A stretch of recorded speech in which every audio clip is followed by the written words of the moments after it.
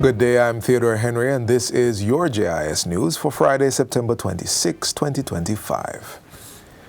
Prime Minister Dr. Andrew Holness is calling on the international community to step up its funding for and fight against climate change. Dr. Holness says climate change is the lived reality of Jamaica and other small island developing states. As he addressed the Climate Summit 2025 at the United Nations 80th General Assembly, UNGA 80 in New York, Wednesday, the Prime Minister said droughts, floods, hurricanes, and rising seas continue to impact Jamaica's development. Dr. Holness emphasized that over the last decade, Jamaica has strengthened its leadership in climate action. Targets outlined in the updated climate plan include more renewable energy, cleaner water systems, electric vehicles, lower emissions in key industries, and protecting our forests, mangroves, and seagrass. I am proud to announce that Jamaica submitted its further updated NDC 3.0, which is both comprehensive and realistic, and further aligns our ambitions with action. Jamaica's targets are anchored in existing policies and supported by political will. Prime Minister Holness said Jamaica aims to achieve emission reduction between 26% and 41.7% by 2035 when compared to 2012 levels. This, however, is dependent on the scale of international support the country receives. Jamaica is producing an implementation plan for NDC 3.0 that will provide a clear roadmap with sector-specific targets, stakeholder responsibilities, and costing to guide investment and partnership. This is not just a pledge. It is a practical, economy-wide strategy for a low-emissions, climate-resilient future. Meanwhile, Dr. Holness reaffirmed Jamaica's commitments under the Paris Agreement and called on the international community to match ambition with action to secure a just and sustainable future for all. And while in New York, the Prime Minister unveiled his top priorities for the next 30 days since being returned as head of state for a third consecutive term. He says among them is to fully establish the government by appointing persons who will drive the administration's policy and direction. It will take some time because the government is not just the election of the Prime Minister and parliamentarians, but it's the establishment of the ministries and the assignment of the permanent secretaries, the establishment of the public boards and so forth. So we will take maybe another few days to get that established. It doesn't interrupt really the flow of government, but in terms of getting the direction and policy in place, you have to get the people in place.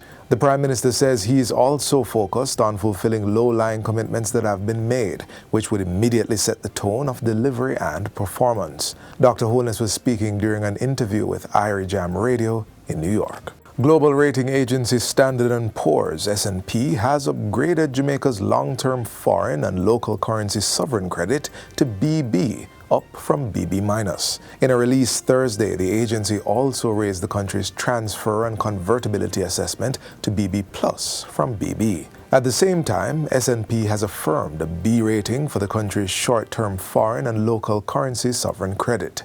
S&P says that Jamaica's outlook remains positive. Reacting to the news, Prime Minister Dr. Andrew Holness says the upgrade reflects Jamaica's sustained debt reduction, its decade of effective and predictable fiscal policy, and continued strengthening of our institutional framework. With this upgrade, Dr. Holness says Jamaica stands 2 notches below investment grade, which he's adamant will be achieved through continued discipline, unity, and focus. The Prime Minister adds that the positive outlook signals that further upgrades are possible as the government continues to lower the debt burden and accelerate economic growth. A stronger credit rating means Jamaica can borrow at lower costs, attract more investment, and redirect savings in debt service toward better roads, reliable water, affordable housing, quality schools and hospitals, and greater opportunities for Jamaicans. The global rating agency says it believes the government will remain committed to its legislatively enshrined debt-to-GDP ceiling